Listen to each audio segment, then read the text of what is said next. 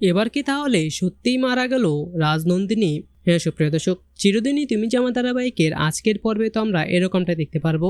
বিস্তারিত জানতে চাইলে এখনই ভিডিওটা একটি লাইক দিয়ে চ্যানেলটিকে সাবস্ক্রাইব করে একদম শেষ পর্যন্ত দেখতে থাকুন। চিরদিনই তুমি যে আমার ধারাবাহিকের আজকের পর্বে তো আমরা সবাই দেখতে পারবো যে রাজনন্দিনীকে যখন হসপিটালে ভর্তি করা হয়, তখন সবাই যখন তাকে দেখতে যায়, তখন ডক্টর তাদেরকে বলে যে আপনাদের সবাইকে আমার কিছু একটা গুরুত্বপূর্ণ বলার আছে। আর তারপর ডক্টর বলতে থাকে যে উনি আমাদের মাঝে আর মাত্র 6 মাস থেকে 1 বছর সময় পর্যন্ত আছে, কারণ ওনার মাথায় ব্রেনে ক্যান্সার ধরা পড়েছে। আর এটা শুনে তো সেখানে থাকা সবাই অনেক শকড হয়ে যায়।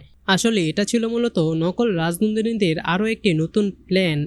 তো সুপ্রিয় দর্শক, কি মনে হয় আপনাদের, অপর্ণা কি পারবে রাজনন্দিনীদের এই প্ল্যানটিকে ভেস্তে দিয়ে এই যে আসলে নকল রাজনন্দিনী সেটাকে প্রমাণ করতে?